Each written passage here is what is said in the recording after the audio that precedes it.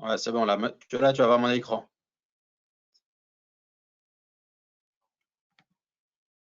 Parce que j'ai mis partager mon écran.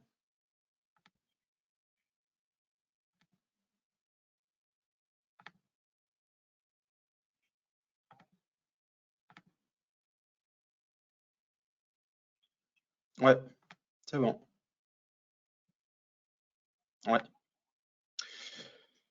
Donc, Open des US. Donc, Norway-Sea,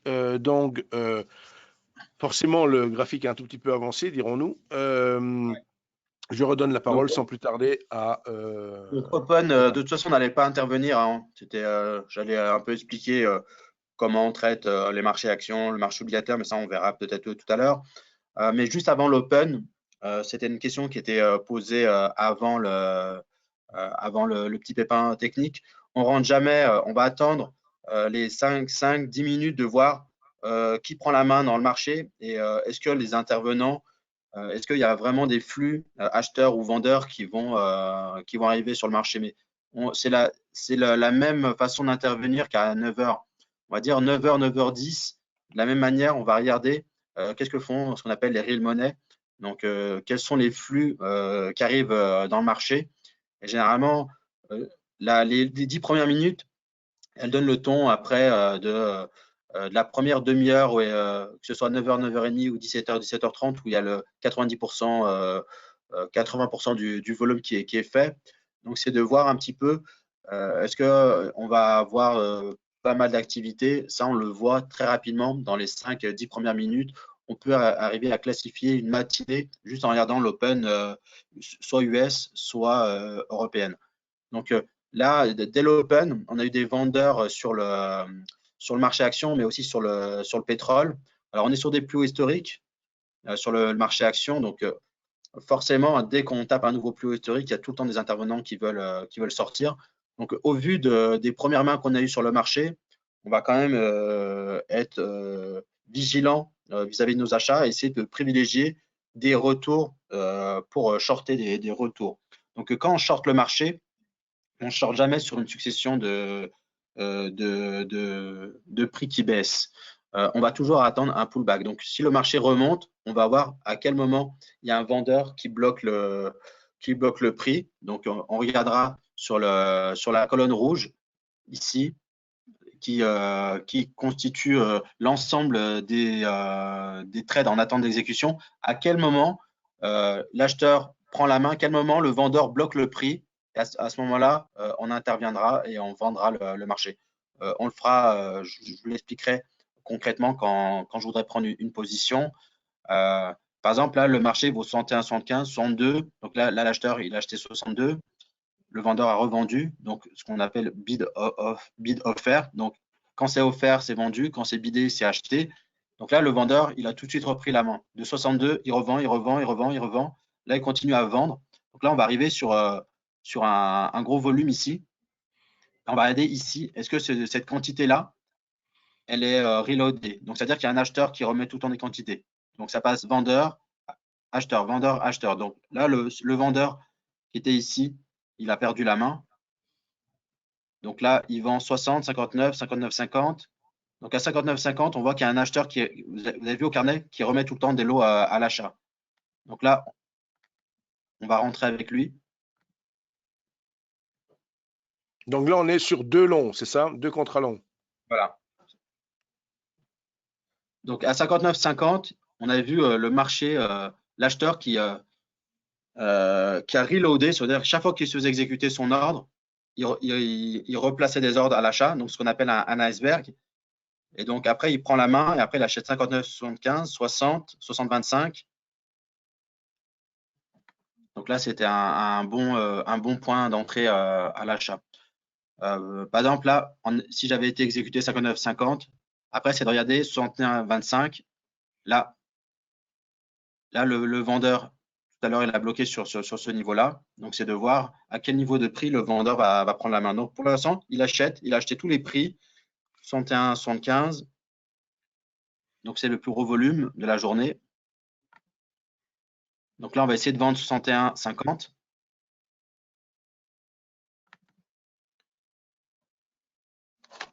Là, j'ai pas été assez rapide à 61,50.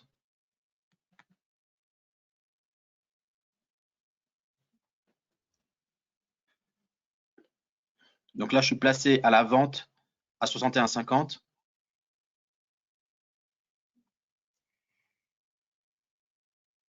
Donc là, l'acheteur, il a bloqué à 59,50. Il a acheté 59,75, 60, 60, 25 jusqu'à 61,50. Et à 61,50, le vendeur a bloqué l'acheteur. Donc c'est pour ça que j'ai placé mon ordre pour me mettre avec lui. Donc là, il va y avoir un range entre ce vendeur qui est ici et cet acheteur qui est ici.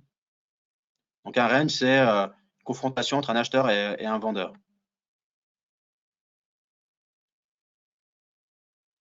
Donc dès qu'on arrive à 59,60, bah, les acheteurs reviennent, et dès qu'on arrive ici, les vendeurs reviennent. Donc on a un range qui commence à se former. Et sur celui-là, je ne vais pas prendre trop de risques, je vais mettre un stop assez rapide.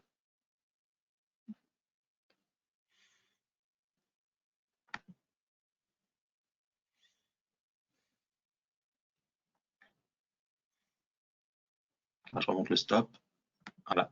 Donc là, je suis rentré sur le niveau d'achat et je suis sorti très rapidement. Voilà, je suis rentré sur le graphe, on le voit ici.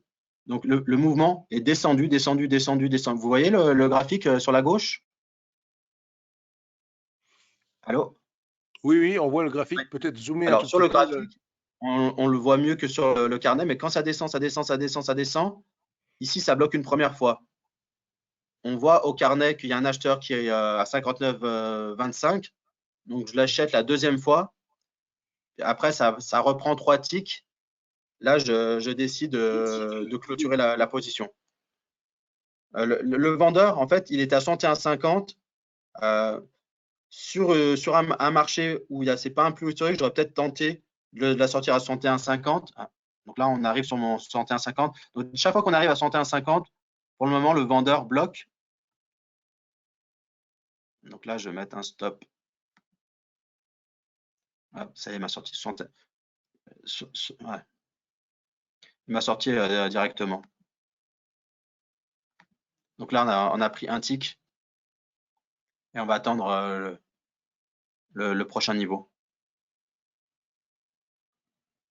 Donc là, maintenant, le marché est descendu. Donc le marché, il remonte. Je vais essayer de voir à quel moment je vais me positionner short sur le marché. Si on prend d'une minute, on y verra peut-être mieux. Voilà. Donc on a acheté là, on a vendu là. Après, on a vendu là, on a acheté là.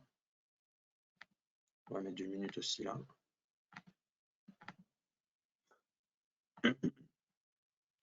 Donc là, les acheteurs reprennent la main. On s'éloigne du plus gros volume de la journée.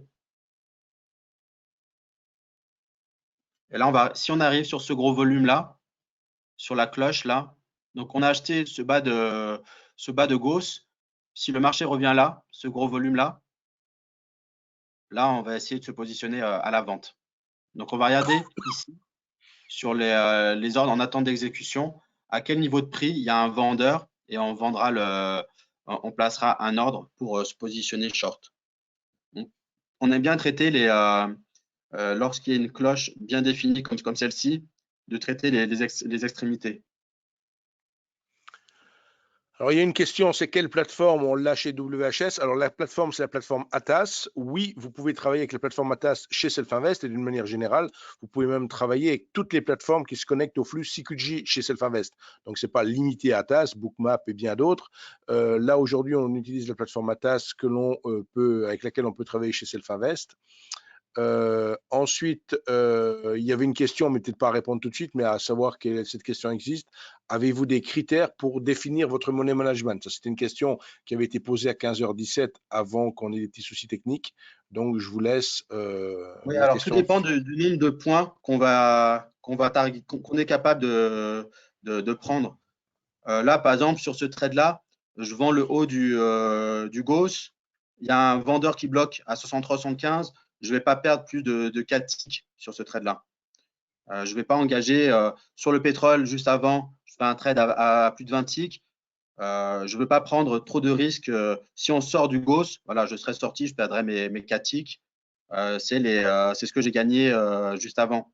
Donc, tout va dépendre de sa capacité à aller prendre des points. Si un trader prend que entre 1 et 5 points, bah, il pourra pas mettre un stop beaucoup plus élevé parce que il faut, grosso modo, donc là, j'ai voulu mettre pour flatter le trade et essayer de le reprendre juste au-dessus. Mais tout va dépendre. Voilà. Donc là, je suis sorti, il m'a sorti. Donc, par exemple, sur ce trade-là, on sort de ce volume-là, on est sur des plus hauts tous les jours, ils achètent. Je ne vais pas prendre le risque de perdre 10 points sur ce trade-là. Par contre, sur le pétrole, 10 points, c'est un marché où on peut prendre 20 points, 30 points. Là, pour le coup, je peux accepter de prendre du risque. Donc, tout dépend de combien on est capable de prendre de ticks quand on gagne. Là, actuellement, c'est difficile de prendre 20 ou 30 ticks sur le S&P. Donc là, on voit qu'il y a un vendeur à 65,50.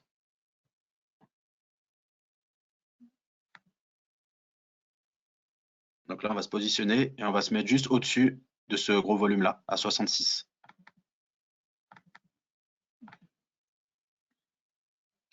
Donc là, vous voyez, à chaque fois, à 65,50, l'acheteur, il achète, ça revend. Donc là, il y a un vendeur qui bloque 65,50. Donc, on a un gros vendeur là qui bloque.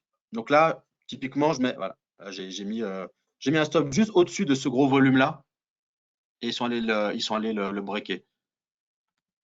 Alors, j'ai l'impression qu'ils ont juste fait une fausse sortie.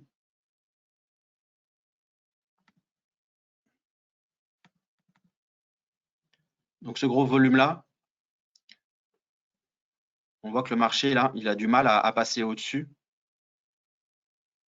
Donc là, pareil, sur celui-là, je ne m'autorise pas à perdre plus de 3 ticks. Et si le marché reflue, là, on peut aller chercher beaucoup plus. On peut aller chercher entre 5 et 10 ticks sur celui-là. Parce qu'on a eu un gros vendeur qui bloque le marché à 66. Et là, c'est relativement facile de voir où on met son stop parce que si on passe le 66, ce gros volume, les 9000, le marché peut facilement breaker parce que là, c'est du plus haut historique. Donc, après, il peut y avoir des stops, il peut y avoir pas mal de rachats de short. Donc, on va pas prendre énormément de risques sur ce trade-là. Et si le marché descend en dessous de 65,50, là, pour le coup, on renforcera la position. Je vais le mettre là.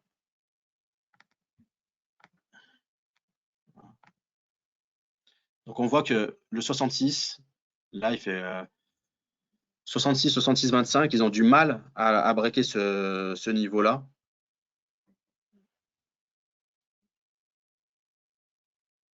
Donc, 66, 66, 25. Donc, on est parti de 60, 60, 66, 25, 66, 25. Ils ont vraiment énormément de mal à le breaker. Donc, vous regardez cette colonne ici. Et chaque fois que le vendeur vend, hop, là, vous voyez, et là, ils revendent agressivement. Là. Donc là, sur cette zone-là, ils ont vendu de façon agressive. Donc là, maintenant, on va voir comment sur ce rejet-là, est-ce que les vendeurs vont reprendre la main? Là, ils rachètent. Donc ici, hein, vous voyez que de 60 jusque-là, ça s'est fait relativement rapidement et que sur ce niveau-là, le marché a du mal à aller au-dessus. Vous le voyez sur les volumes, à partir de là, après, il n'y a plus de volume. Et là, le volume grossit. Donc là, si on voit que le vendeur continue à prendre la main, on va renforcer la position vendeuse. Donc, tu pyramides, là, du coup, tu en reprends une louche. Je rentrerai. Le prix parfait, c'était 66, 66, 25 short. Mais j'attends de voir si ce gros volume vendeur va tenir. Si un gros vendeur, il peut repartir et vendre et remettre le marché à 60. Rechercher le plus gros volume à 61,50. Pour l'instant, je ne prends pas de risque, je ne vais pas renforcer la position. Pour l'instant, le vendeur, il bloque le marché à 66, 66,25. Donc, on va attendre de voir est-ce que ce vendeur-là n'avait pas que 20 000 lots à vendre ou 30 000 lots, parce que là, il a complètement stoppé la hausse. Et si c'est le cas, si les acheteurs voient ce vendeur-là, ils vont arrêter d'acheter.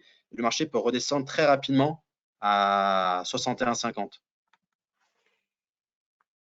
Donc là, vous avez vu la hausse ici, c'est faite one way. C'est-à-dire que l'acheteur, chaque fois qu'il achetait, il ne trouvait pas de contrepartie vendeuse. Là, pour la première fois, il trouve une contrepartie vendeuse. Et là, maintenant, c'est de savoir est-ce que cette contrepartie vendeuse, elle ne va pas mettre la pression sur l'acheteur pour aller chercher l'acheteur qui était à 59,50. L'acheteur a repris la main. Ça y est. Donc là, on ne prend pas le risque de garder cette position parce que là, c'est un plus haut historique. Si ça lâche le plus haut historique, ça peut aller très, très vite.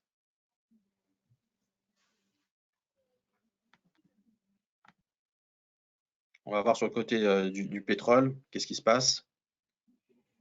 Donc là, c'est pareil, on n'a pas regardé le marché, mais par exemple, ici, sur cet acheteur-là, à 31, il devait y avoir un iceberg qui bloquait à l'achat. Alors, le 66 est revenu à la vente. On va essayer de le revendre. On va essayer de le revendre et on va remettre encore un autre stop au-dessus. On a peut-être fait juste un fake break, donc ils ont dépassé ce 66. Alors là, il ne m'a pas exécuté. Mais 66, 65, 75 et 65,50, c'est les trois plus gros volumes. Donc là, on remet un stop juste au-dessus. Donc là, on va accumuler des petites pertes sur cette zone-là. Et le gros trade, on prendra des pertes de 2-3 ticks. Et on va targeter de prendre un plus gros, un gros trade. Mais tout en gardant un stop loss très, très court. Donc là, s'il repasse en dessous de 66, sur cette zone-là, on revendra le marché. Donc, on gagnera avec plus de…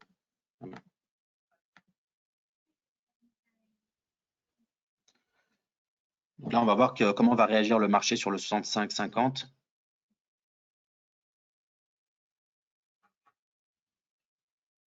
Voilà. Donc, sur le 66, hein, on a vu, hein, il est remonté rapidement.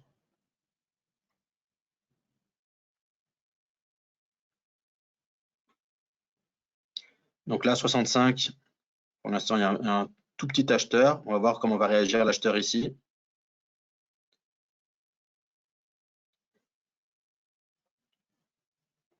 « 64, 75. »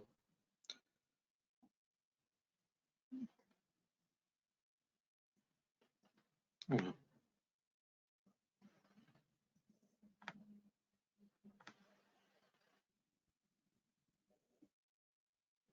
Donc là, l'acheteur a quand même bien acheté à 64,25, 64,50. Ouais.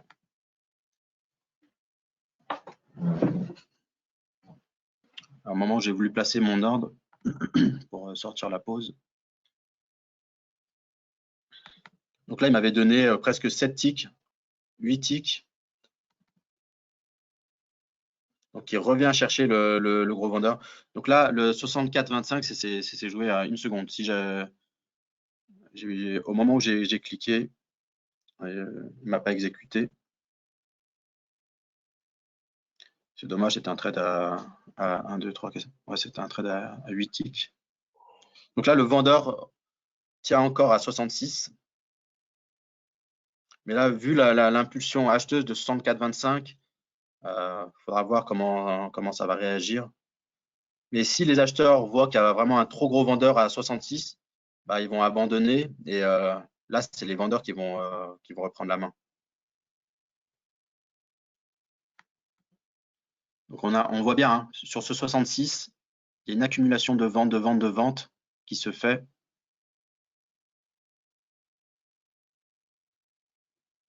Le vendeur revient.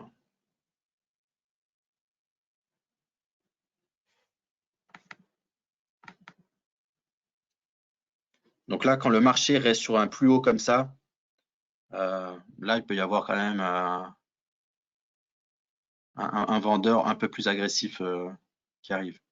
Donc, on garde toujours notre stop loss juste au-dessus. Ce sera invalidé si on passe au-dessus des 66,25. Donc, au-delà de 66,25, c'est-à-dire que l'acheteur, il reprend la main et là, pour les plus agressifs, ils peuvent jouer ce qu'on appelle un breakout. Mais là, on a vraiment un vendeur qui bloque ce niveau de prix-là. Donc là, je vais renforcer 66,50. Et je vais enlever mon ordre ici. Là, ce que j'aimerais, c'est qu'il remonte et qu'il m'exécute 65,50. Voilà. Et là, je mets un stop loss ici. Donc, j'ai renforcé ma position à la vente. Maintenant, il faut qu'il casse le 65,25. S'il casse le 65,25, ici, là, ce dernier gros volume, on peut descendre beaucoup plus bas. Donc là, je vais redescendre mon stop loss.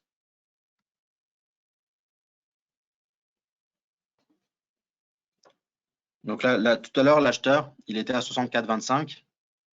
Ah, on a toujours, même si on est sur des plus hauts historiques, il y a toujours un acheteur qui revient sur ce niveau. Et il est bloqué par le 66, mais il y a vraiment une grosse confrontation entre les acheteurs et les vendeurs sur cette zone-là.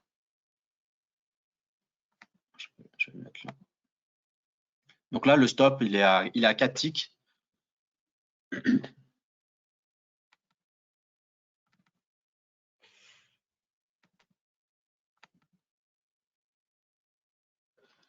Donc là, on a vraiment ce que je disais tout à l'heure sur le pétrole. Vous avez vu, là, c'est l'ouverture américaine. Hein. On est resté sur, ça fait 10 minutes qu'on est sur 4 ticks. On est sur le plus haut historique là. Et ils n'arrivent pas à aller au-delà. Donc là, si le marché reste sur des plus hauts comme ça, tous les acheteurs vont s'enlever. Ils vont s'enlever en essayant d'acheter plus bas.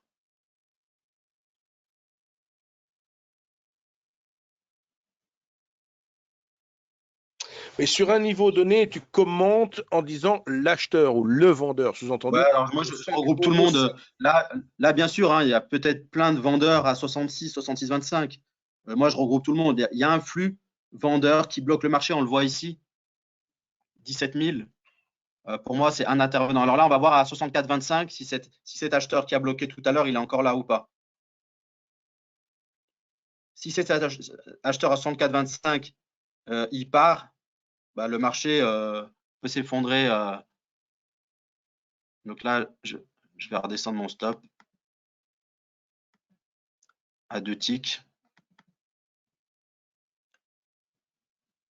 Là, on a encore rebloqué hein, sur le 64-25. Donc là, c'est est-ce que ça vaut le coup de prendre son argent à 64-25 ou pas? C'était ça le dilemme. Voilà, là, il nous sort avec 2 ticks. Là, on est dans un marché où ça bouge voilà, ça bouge de 2 points. Donc, il y avait peut-être le gain à prendre, mais moi, j'aime plutôt, je préfère ne pas les prendre et qu'ils me sortent avec 2 ticks de perte. Et si 64-25 il lâche, là, c'est 20 ticks de gain. Donc, j'ai plutôt un profil dans la question tout à l'heure, où est le stop loss? Moi, je vais plutôt privilégier de mettre un stop loss suiveur et après de me dire, bon, le S&P bouge beaucoup. S'il remonte, bah, je perdrai 2 ticks.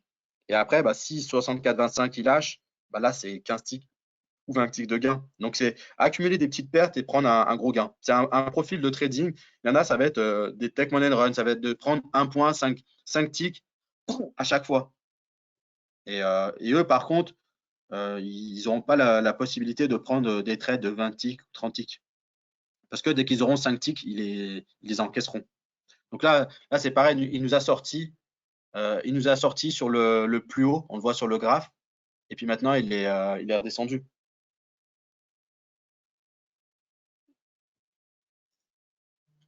Et donc ça, Donc, clairement, après, ça fait partie du trading, hein. Là, on est dans un range, il nous a sorti, vous voyez la passe bleue, il nous a sorti ici. Donc, on est short ici, il nous sort là. Et on est dans un range où là, pour l'instant, il balaye tout le monde.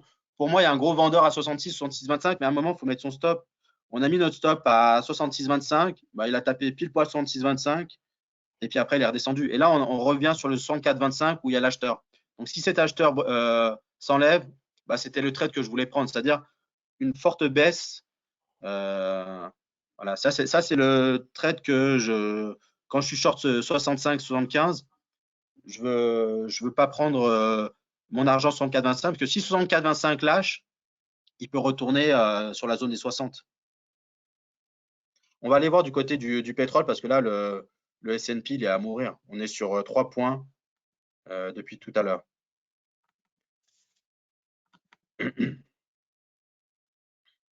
Donc, sur le pétrole, on est pareil dans un range, mais un peu plus large. Donc, la zone de 30 à 70. Et on a…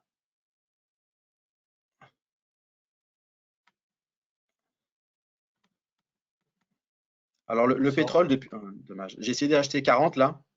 Il ne m'a pas exécuté. Dommage. j'allais dire une épaule tête épaule inversée. Moi, j'ai mon biais d'analyse technique, mais j'étais Au aussi moment où aussi. j'étais trop lent. Là, c'était pas mal. Et on court pas Vu après le comment le prix. vendeur se faisait bouffer ses lots à 40, bah, c'était de rentrer avec les acheteurs. Donc là, on va attendre un retour. Et s'il y a un retour, on va se positionner à l'achat. Donc, tu as toujours ton ordre by limit. Ouais, ouais. Donc là, j'ai laissé mon ordre à 40. Donc là, on a le S&P qui continue à faire joujou dans son range. Le 66, ils l'ont lâché. Et là, il break. Donc c'est pour ça que tout à l'heure, je préfère mettre mon stop à 2 ticks, à 66,25. Comme ça, j'ai pas. Voilà. Là, je suis plus dedans et en attendant une autre opportunité. De toute façon, sur un range, ça sert à rien là, on était dans un range 66-25, 62, 64-25. C'est un petit range. Si on décide de vendre ce haut de range, bah, faut sortir très rapidement. Et, et sinon, tu disais que tu étais confortable donc avec l'accumulation de petites pertes en vue de chercher un grand gain, on pourrait dire. Ouais. Est-ce qu'au niveau de la salle de trading, bon, ta règle bien Alors, sûr, mais toutes y les en autres a personnes? deux autres. Il y en a deux autres qui sont qui ont exactement le même profil, mais la plupart, dans toute la salle, on est un peu plus d'une vingtaine. On va dire c'est toujours 10%, 10%, 20% des traders qui sont comme ça. Et 80% qui vont être entre 1 et 5 ticks et qui rentrent et qui sortent très rapidement. C'est-à-dire qu'ils encaissent leur gain très rapidement et leurs pertes aussi. Alors que sur le pétrole, par exemple, tout à l'heure, sur le graphe, là, on voit c'est 42, 46. Là, je prends mes 4 ticks. Après, ça fait 38, 56. Donc, c'est pas parce que je veux prendre des grands trades que des fois, je vais pas encaisser mes 4 ticks ou 5 ticks. Si je vois que je suis sur un bon trade, je vais le garder. Il y en a, quoi qu'il arrive, c'est Take Money and Run. Ils ont 5 ticks, ils les prennent et ils passent à autre chose. Parce qu'ils ont regardé que statistiquement, pendant leur période d'apprentissage, pendant leur période en simulateur, ils n'avaient pas d'aptitude à garder des trades sur une longue durée et en termes de ticks. Donc, c'est juste un constat en fait. Il y a des personnes qui arrivent à garder des trades et d'autres qui gèrent mal le fait d'avoir 5 ticks. Là, par exemple, sur mon trade de S&P, ça ne me vient même pas à l'idée de me dire j'étais short 66,25, c'est tombé à 64,25, j'aurais pu prendre mes 6 ticks ou 7 ticks. Ah, on arrive sur le. Donc là l'acheteur. Donc là, on va mettre un stop assez court. Donc l'acheteur donc il est monté jusqu'à 53. Donc ce que je disais, c'est que nous, on achète toujours sur repli. Donc là, je remonte mon stop. Et là, on va essayer de renforcer la position sur le pétrole. Donc là, par exemple, j'ai 5 ticks. Bah, je ne les prends pas parce que je pense que ce trade-là, je peux le sortir à beaucoup plus. Donc, je vais targeter. Ma préoccupation, c'est de me dire à combien je renforce.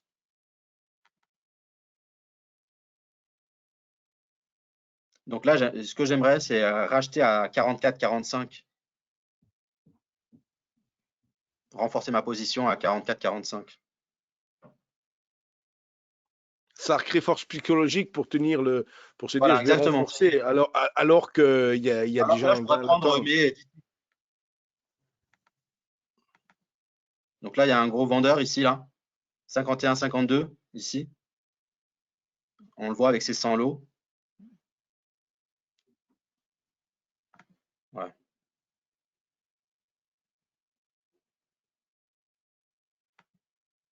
Voilà, je suis sorti.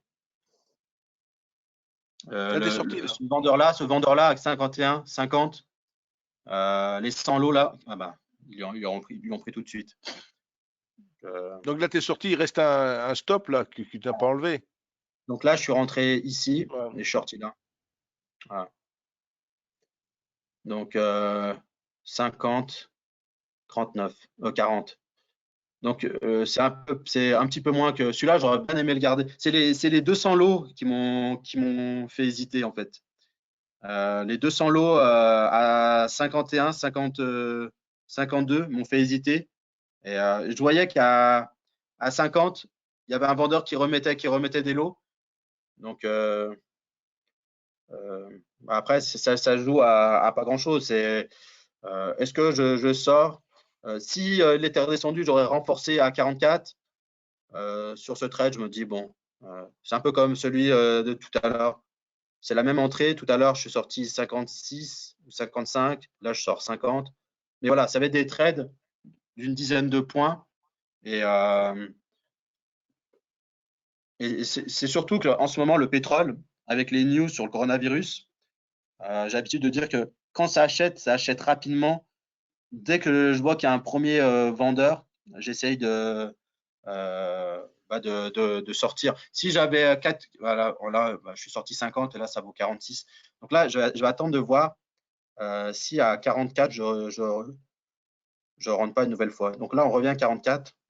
Donc, ce que je disais tout à l'heure, c'est vraiment du take money and run. Ça veut dire que voilà, je rentre 40, ça vaut 50, je sors et je passe à autre chose. Donc là, le 44, pour l'instant, il ne fait pas office de support parce qu'il y avait 50 lots, c'est tout de suite passé à, il remet 54 lots. Donc là, ça passe bid, offert, bid, offert. Voilà. Donc là, ça veut dire qu'il y a un acheteur. On va essayer de rentrer encore avec lui.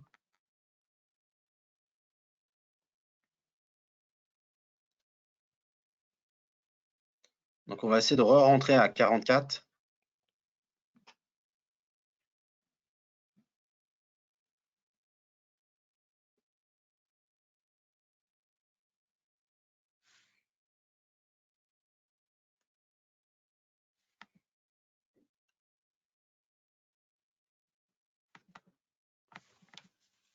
Donc là, on est re-rentré à 44.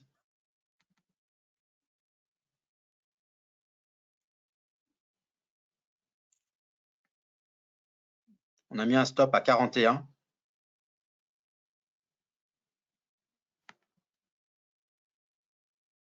Ah, mais donc là, l'acheteur, ça fait bid offert, bid offert. Donc il y a un iceberg qui ralimente à 44. Maintenant, il faut qu'il parte relativement vite, sinon je vais scratcher le trade. Bid offert, il rachète, il revend. Il a du mal. L'acheteur, il est moins gros que tout à l'heure. J'ai mis un stop. Hein. L'acheteur, il a racheté 44, 45. Voilà. Là, il est parti vite. Donc là, maintenant, je remonte mon stop. Maintenant, il faut qu'il passe assez rapidement le 46.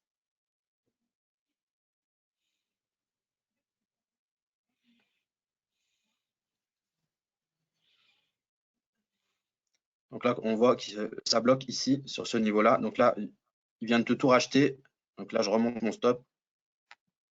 Parce que là, il a du mal, 46. Il a du mal à passer 46. Donc là, maintenant, j'ai mis mon stop à un tick de perte. Voilà.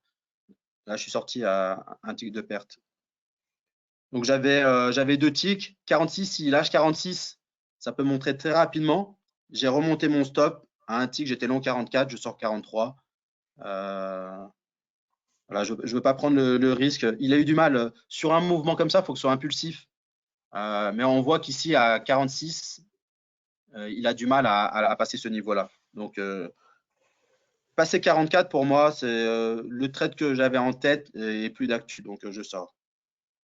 Je voulais même mettre mon stop à 44 quand ça valait 45, 46. Donc là, le vendeur, pour le moment, il bloque à 46. Par contre, ce marché-là, je ne le short pas.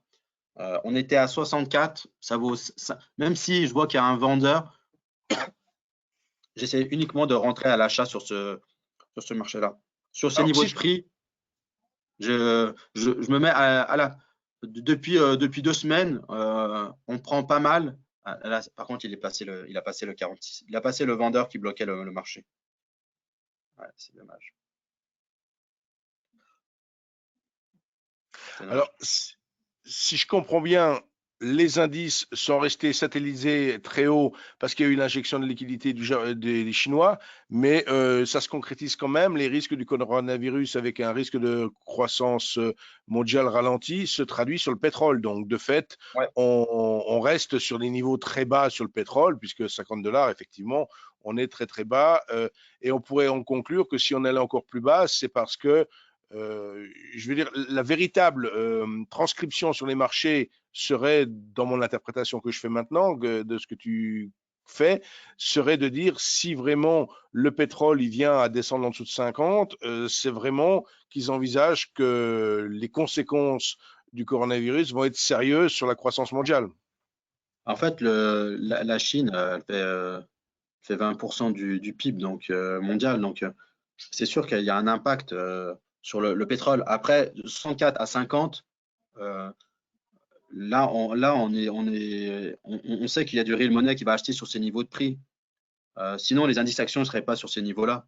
Donc, c'est exactement ça. C'est profiter de chaque repli pour se positionner à l'achat. Après, nous, on fait que des allers-retours. Donc, on sait que sur ces niveaux-là, dès qu'on voit que le marché descend et on identifie un acheteur, bah, cet acheteur-là va acheter sur 10 prix, 15 prix. Et la semaine dernière, ça nous est arrivé de prendre des 40 ticks parce qu'il y avait un acheteur qui achetait sur 50 ticks, 60 ticks et on avait pris une partie de la hausse. Donc là, on va dire, c'est relativement facile de traiter le pétrole parce que dès qu'on identifie un acheteur, il n'achète jamais sur quelques ticks, c'est toujours sur une dizaine, une vingtaine de ticks. Ce qui est un peu plus dur, c'est le S&P 500 à traiter parce que on est vraiment dans un rachat de short et du coup, je ne veux pas dire que le marché il a qu'un sens, mais c'est dur de se positionner à l'achat. Tout à l'heure, on était à l'achat, on a pris 4 ticks. Euh, c'est c'est compliqué. On dirait qu'il n'y a qu'un flux. Sur le pétrole, il y a des flux acheteurs, vendeurs. Donc, on arrive à identifier là, il y a un vendeur, là, il y a un acheteur. Et après, il y aura le trade idiot de dire j'achète sur les indices actions et je garde. Ça, moi, j'arrive pas à le faire. C'est pas mon trading. Mais il y en a qui sont à l'aise avec ça et qui achètent et puis qui gardent. Alors, en ce moment, ils gagnent pas mal, hein. Mais est-ce que ils arriveront à modifier leur stratégie de trading et arrêter ces achats compulsifs quand le marché va se retourner? En fait, il faudra juger si ces personnes elles ont gagné de l'argent actuellement à ce moment-là. Si elles continuent à acheter quand le marché va se retourner, bah, ça voudra uniquement dire que elles maîtrisaient pas ce qu'elles faisaient en fait. Nous, Et en ce qu'on termes aime de, bien, c'est gagner de l'argent que les marchés soient dans un bull market, un bear market. Là, en tout cas pour moi, c'est relativement compliqué d'acheter, de garder sur le marché action parce que ça fait 20 ans que je regarde les marchés. J'ai jamais vu cette configuration. Enfin, si j'ai déjà vu cette configuration en 2007 et en 2000. J'ai pas envie de prendre les dernières miettes de la hausse en changeant tout mon trading et en achetant sur des plus hauts pour garder un nouveau plus haut historique. Donc après, il y a d'autres marchés, hein. Il y a le marché obligataire, le marché du pétrole, Mais je ne veux pas prendre le biais de dire j'achète quoi qu'il arrive sur ces marchés à actions et je garde. Ok, et une question, puisqu'on parle beaucoup de statistiques là, est-ce qu'au sein de votre salle de trading, vous êtes amusé à faire des statistiques entre les deux profils de traders que vous êtes? Est-ce qu'il y en a un profil qui gagne plus que l'autre?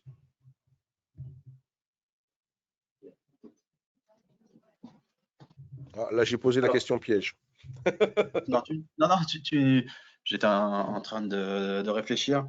On n'y a pas vraiment de statistiques parce que pour chaque trader, c'est vraiment différent en fait. Ce que je peux dire, c'est qu'il y a une grosse proportion de personne va faire d'une buy and hold. Tout le monde va faire va travailler de la même manière, à savoir, je trade en simulateur, je regarde mon pourcentage de trade gagnant par rapport au pourcentage de trade perdant. Je mets en place un stop loss journalier qui correspond à 2 ou 3 jours de travail. Et après, selon ces critères-là, je vais plus ou moins augmenter mon stop loss. Le plus important, c'est ça, c'est d'individualiser pour chaque trader un stop loss et un stop loss par trade et après un stop loss journalier. Parce que la particularité, c'est que on ne garde jamais une position en overnight. On est tous D'accord. liquides à 17h30. Alors, à part quand il y a une réunion de la Fed à 20h, mais on ne garde jamais de position d'une journée sur l'autre. Donc, l'objectif, c'est de dire sur tous les mouvements de la journée, combien je suis capable de prendre. C'est ce que je vous disais. Pour des juniors, par exemple, avec Silo, l'objectif, c'est de faire environ 1000, entre 500 et 1000 jours. Euh, et donc, un stop loss, ça va être entre, on va dire, 1000 et 2000. Alors, et même plus large, 1000 et 3000 en stop loss. Si une personne, elle arrive à faire 1000 par jour, elle peut avoir un stop loss à 3000 en sachant que dans le mois, elle va taper 2 stop loss. Il y a 2 jours, elle va passer complètement au travers de sa journée et elle sera limit down. Et le reste, ce sera des gains entre 500 et 1000. Après, elle peut avoir des petites pertes, mais voilà le fonctionnement résumé un petit peu de la façon dont on gère le risque. Mais le plus important, c'est toujours de pas sortir de son money management. Parce qu'il y a beaucoup de traders la problématique, c'est qu'ils ils mettent en place un risque, mais ils ne le respectent pas. Et donc, c'est pas tellement qu'ils en ont pas, c'est qu'ils ne le respectent pas. Donc, bien sûr, quand on décide de couper et puis qu'on coupe pas, qu'on décide de mettre un stop loss journalier, qu'on décide de, comment dire, une stratégie un trade long terme, c'est une stratégie court terme qui tourne mal. C'est un peu ça. C'est je vais la garder overnight alors que je fais du scalping. Par exemple, là, notre trade tout à l'heure à 66, notre vendeur à 66, si on est encore dedans, en disant oui, mais il y avait un gros vendeur. Oui, il y avait un gros vendeur pendant un quart d'heure, mais ce vendeur, une fois qu'il a terminé, il n'y avait plus de vendeur. Donc là, on est en train de tester le marché, de voir où est le prochain vendeur. Et quand il y aura le prochain vendeur, on se mettra short. Mais pour le moment, sur le S&P, regardez, on était à 66, là, on vaut 73. Donc, le short de tout à l'heure, si on le conserve, tous les gains du pétrole sont partis en fumée. Les 30 ticks de pétrole sont partis en fumée sur le S&P. Donc, il y avait un vendeur, on vend avec lui, et puis après, on met un stop au-dessus. On gagnait 7 ticks, on a mis un stop à 2 ticks de perte, on sort à 2 ticks de perte, et le marché derrière, il en reprend 20 ou 30. Donc, on est là, on rentre des trades, on sort des trades, et après, on essaie de. Là, on voit par exemple le 73, il a du mal à aller au-dessus. Donc là, on va vendre à 73. Donc, vous voyez le volume là qui est en train d'apparaître 5000, 8000, 2007. Donc, de 66 jusqu'à 73, le marché il a eu du mal. Il n'a pas eu de mal à monter. On voit les volumes très très faibles. Là, on a un premier vendeur. Donc là, on va tenter de vendre le 73. Donc là, sur ces trois volumes-là, 72,50, 72,75, 73, on voit que ça a stoppé l'ascension du S&P. Donc on vend là, j'aurais pu tenter de mettre 175, Mais j'ai vendu le haut de ces 3 volumes-là.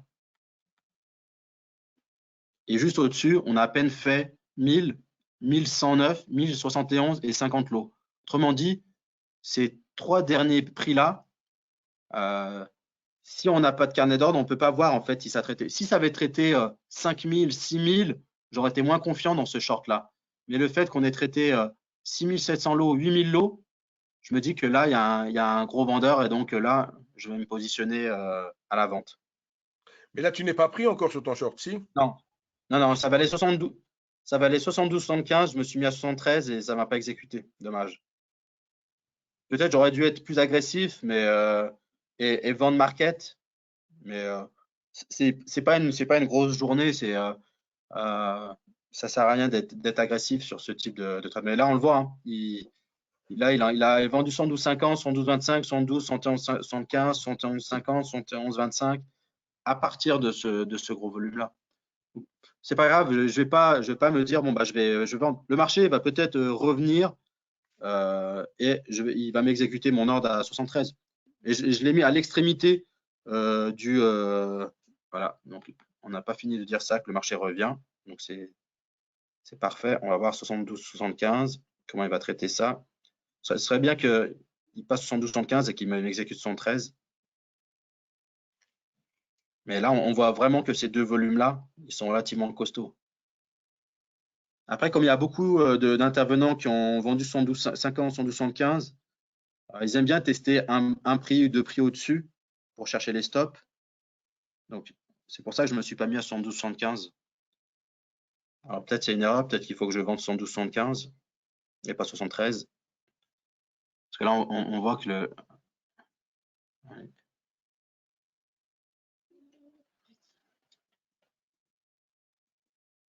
Ouais, ça y est, il m'a exécuté un lot. Voilà, deux lots.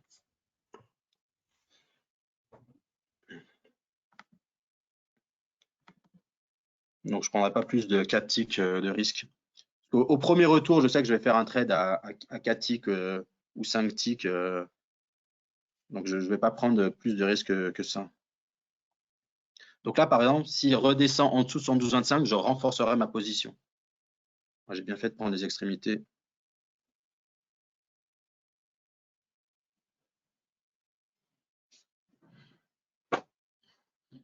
S'il descend en dessous de 112,25, je renforcerai ma position. Mais là, l'acheteur, c'est vrai que c'est incroyable, ces marchés actions. Ces marchés actions américains, ils sont bullish.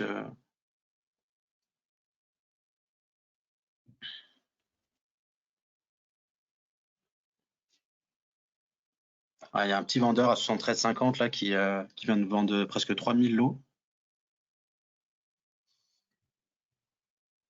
Là, ce qui serait bien, c'est que vraiment on repasse en dessous de 112,25.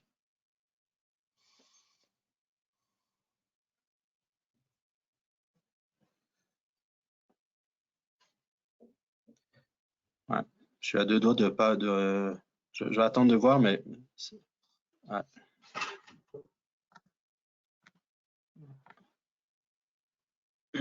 On sent quand même que le vendeur là, il a la main. Là, on est en train de former un gros gosse de volume.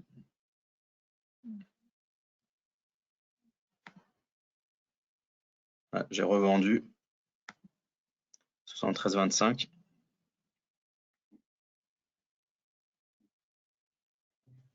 Là, maintenant, il faut qu'il passe en dessous de 112,25. S'il passe en dessous de 112,25, voilà. Donc là, je redescends le stop.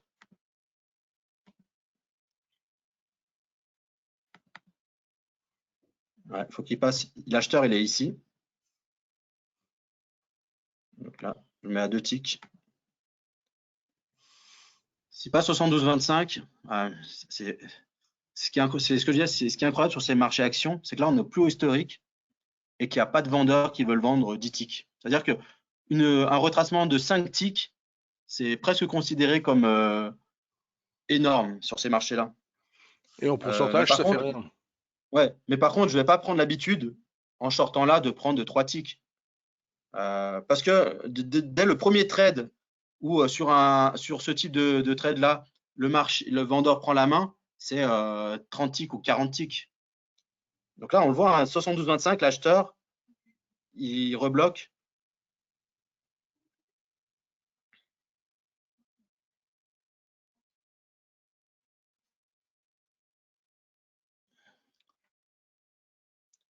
Alors, on a le pétrole qui descend. Ça va peut-être amener un petit peu de flux vendeur sur le S&P. Mais 72,25, je vais redescendre mon stop à un tick. Voilà. Je vais redescendre mon stop flat même.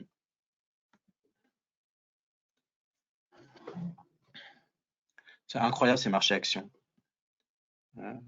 On dirait qu'ils sont condamnés à monter à l'infini. Donc là, on voit que 72, voilà, c'est le dernier gros volume.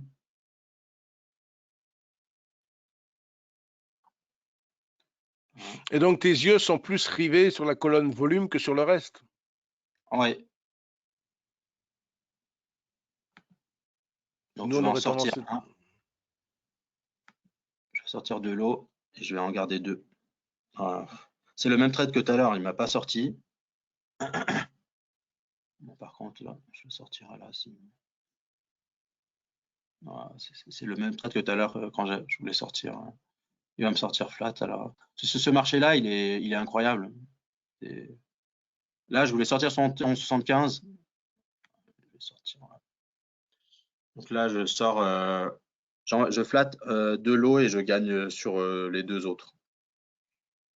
Mais c'est typiquement, voilà, là, c'est en regardant le carnet qu'on voit qu'on est vraiment dans un marché de rachat de short plus haut historique. Le marché il stagne, c'est-à-dire qu'il n'y a aucun opérateur qui veut sortir une position. On vient de prendre 30% l'année dernière et on sent que le marché, c'est un short squeeze. Tout le monde essaie de se racheter et il y a un mouvement de fond qui est vraiment puissant. Donc, le tout, c'est pas de dire je short et puis je prends mes 4 ticks. Là, je me suis donné l'opportunité de prendre voilà, et 15 ticks, 20 ticks. Voilà, ça finit avec 2 ticks de gain. Il n'y a pas ces problématiques-là sur le pétrole. Donc, ce que je disais tout à l'heure, je ne vais pas changer mon trading et dire quand j'ai 4 ticks, je les prends. Là, on va voir. Peut-être que ce sera sur cette fois-là que je vais revendre sur le S&P. Parce que le 73, ils ont quand même beaucoup de mal à le breaker. Voilà. Donc là, je revends 73.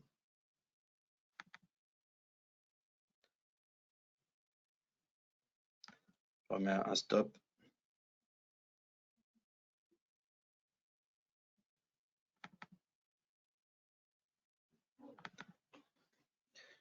On va voir ce gauze de volume-là. On va voir comment le marché va réagir.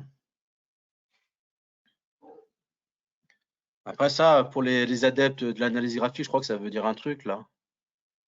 C'est 3 rejets là. Un triple top, oui, enfin, après, effectivement. Je sais pas comment ça s'appelle, mais en fait, ça fait 3 fois que le marché rejette ce prix-là. Hein.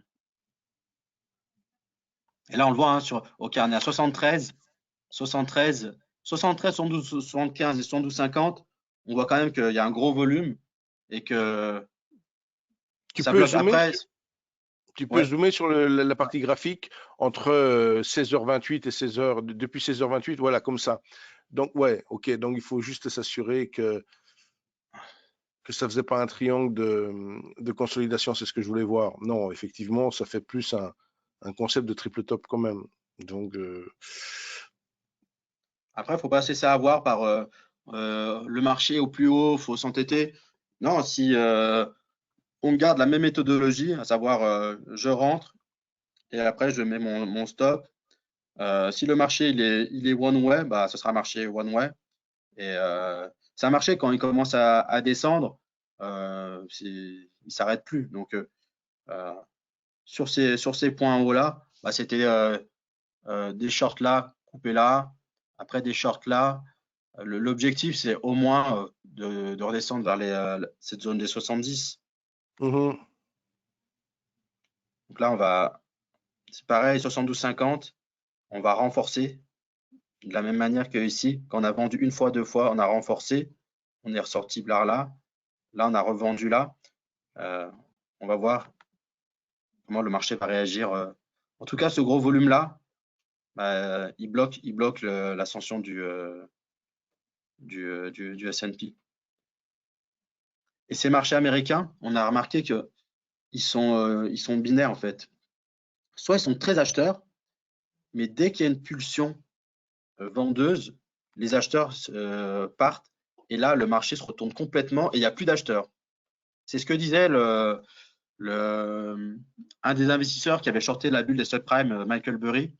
Il disait le problème, c'est avec les trackers. Quand il y a un flux acheteur sur les trackers, ça fait que acheter. Le problème, c'est que quand il va y avoir des flux vendeurs, il n'y aura pas de contrepartie en face. Donc là, clairement, on voit qu'il y a un flux acheteur. Mais en fait, ça peut, par exemple, à 17h30, le marché change complètement et il y a des flux vendeurs qui arrivent et là, il n'y a plus aucun retour.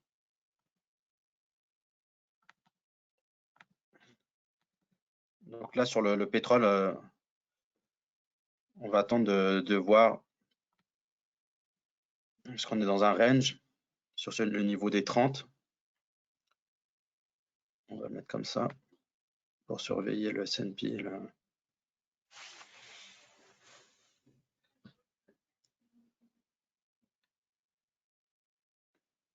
Après, c'est vrai pour Le pour des problème, traders. c'est que en analyse technique, tu as presque un triangle ascendant là. Tu tapes 3 Ouais. fois en haut, mais tu as rejeté beaucoup moins à chaque fois. Donc, la probabilité de casser. Le Est marché plutôt. a fait 15h30, 16h30. On arrive ici sur un volume qui s'accumule. Faut voir. Peut-être qu'on fera la même journée qu'hier sur le marché américain avec un marché qui va one way à l'achat jusqu'à 17h. En tout cas, là, voilà. Donc là, on sort de notre range ici. Donc on est en dessous du range. Donc là, on sort directement, comme le 66 de tout à l'heure. On est dans un range, on joue le haut du range, et dès qu'on break le range, hop, nous, on est plus dedans. Et après, on reshortera si on repasse en dessous de. Si le marché revient en dessous de 73,50, on reviendra short. Ce sera juste un fake break et on reviendra short sur la position. Mais pour le moment, le range, 73, ce gros volume-là, on l'a breaké. Et donc, quand on break ce type de cloche, de gauche, on coupe.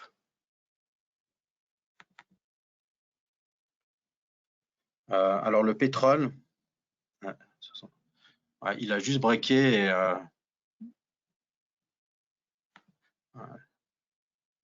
on revend 73,75.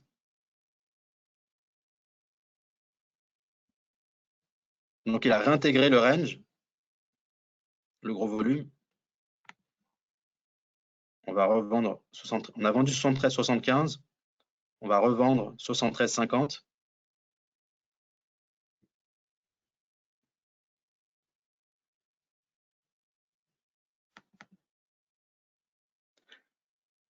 Là, il faut qu'il réintègre le range 73,50. Donc, on est vendeur 73,75, vendeur 73,50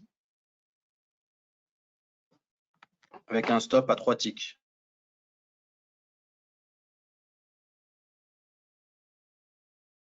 Donc, tu joues la fausse sortie du range.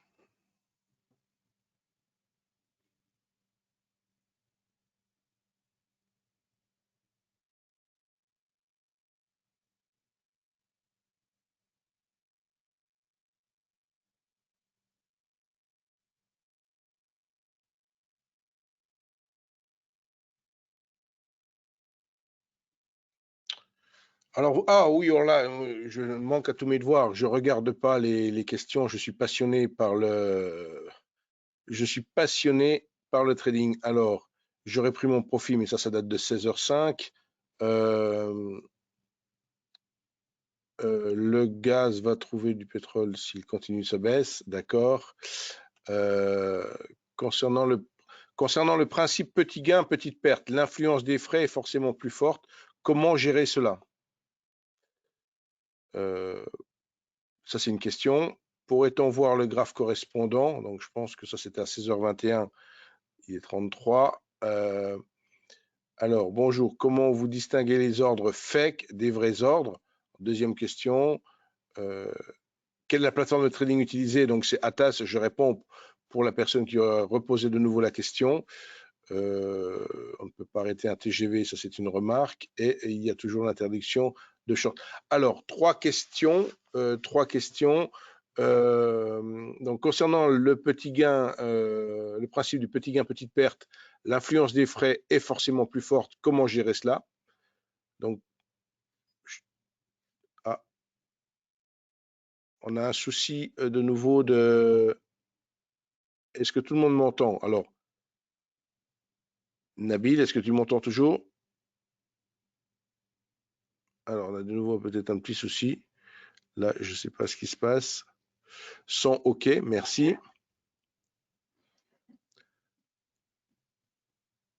Alors, on a un petit souci avec notre plateforme. Ah, c'est bon. Est-ce que c'est bon? Ouais, c'est bon. Ouais. C'est bon, c'est bon. Tu m'as fait un peu peur. Ouais.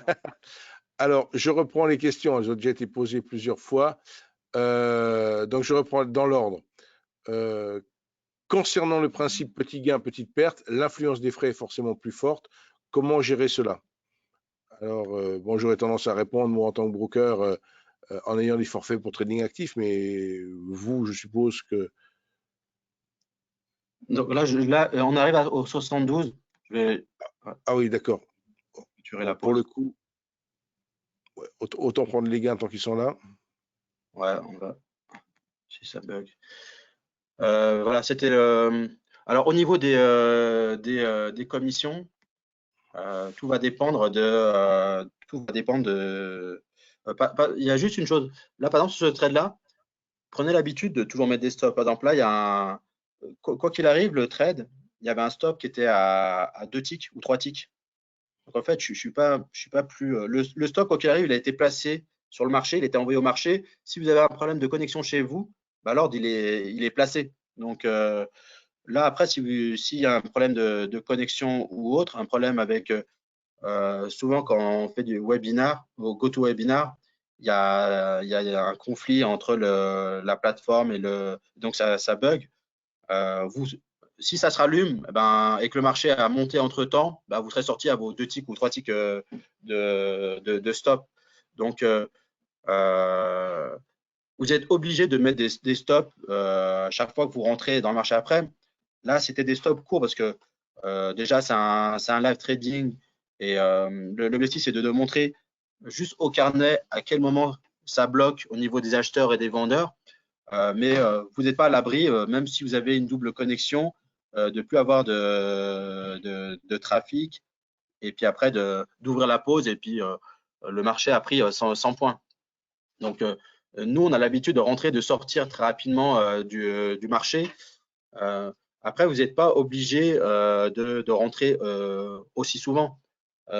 Si vous avez des commissions qui sont trop chères, déjà, il faut sélectionner des marchés où les commissions sont optimales par rapport à votre trading. Et après, vous avez aussi des tarifications par rapport au volume. Donc, je dirais qu'au départ, vous vous entraînez en simulateur et vous regardez si ça passe, si ce trading-là correspond à ce que vous aimez faire, à ce que vous savez faire.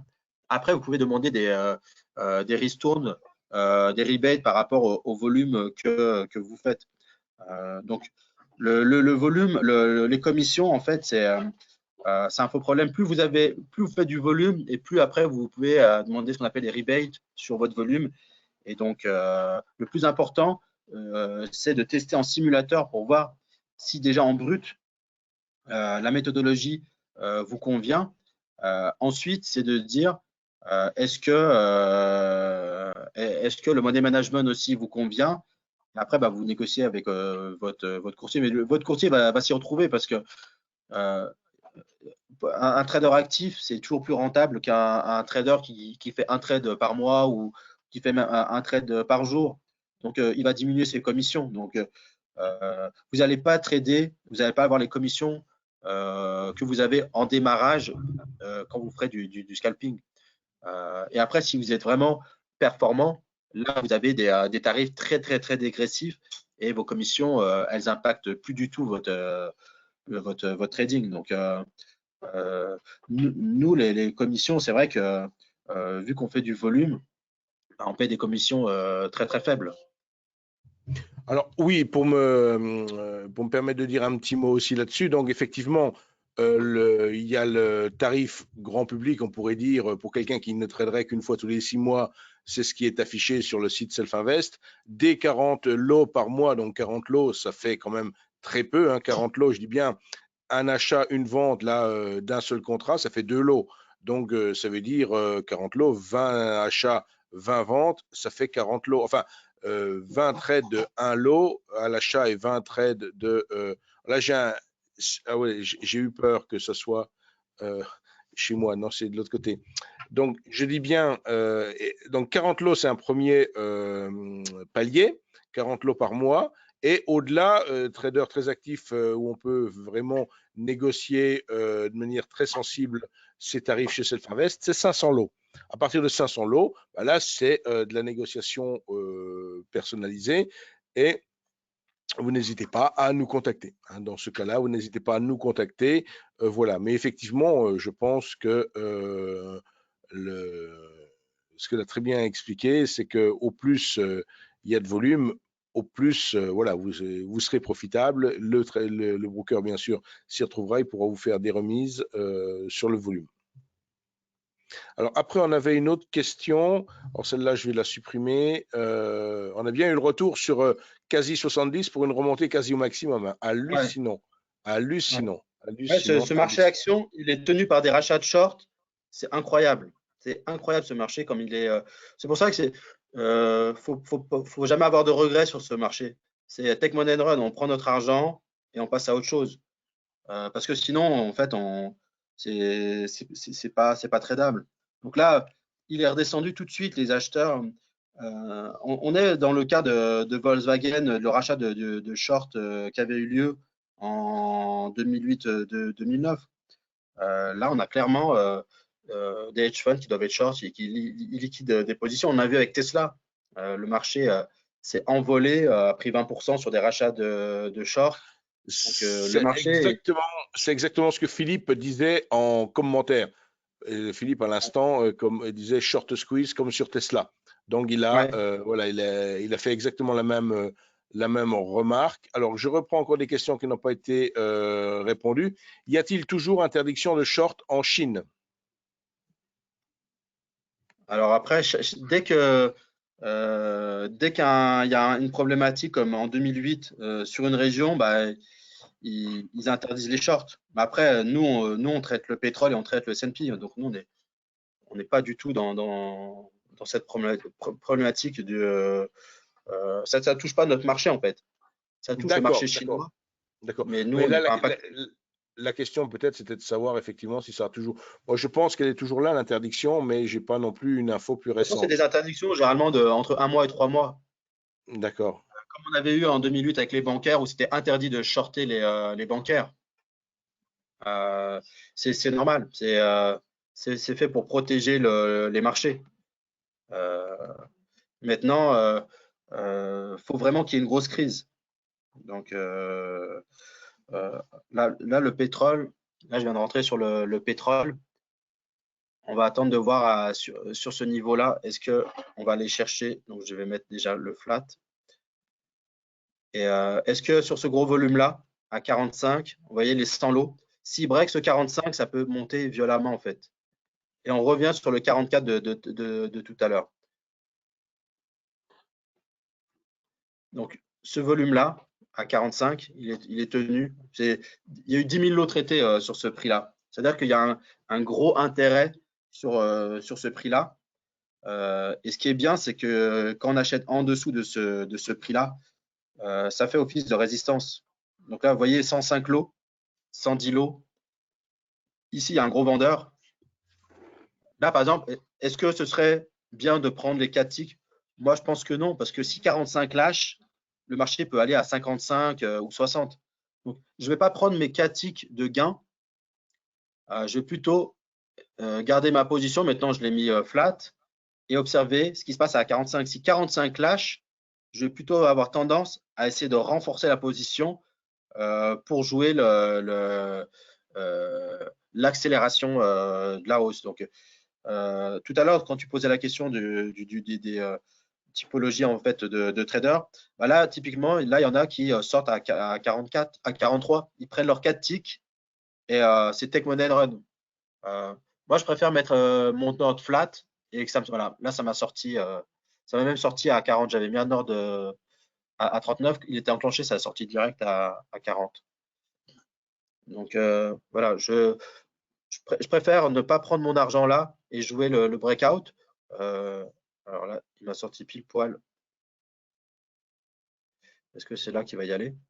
Il m'a sorti sur la mèche, 40.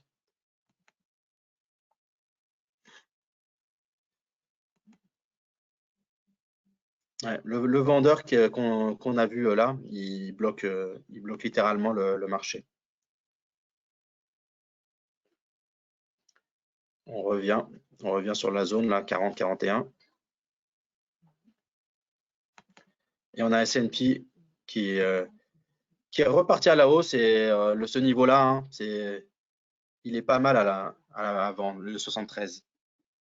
Ah oui, tout à fait. Là, Là, il y a il y a eu un rachat, mais là, je pense que et c'était les derniers rachats. il n'y a pas un vrai gap, je présume, c'est dû à la déconnexion de plateforme. Ouais, Il n'y a ouais. pas un vrai. Ouais, c'est ça. Non, non, oui. Sur les graphes, quand on éteint un chart et qu'on le rallume, c'est vrai qu'il y a souvent ce problème-là.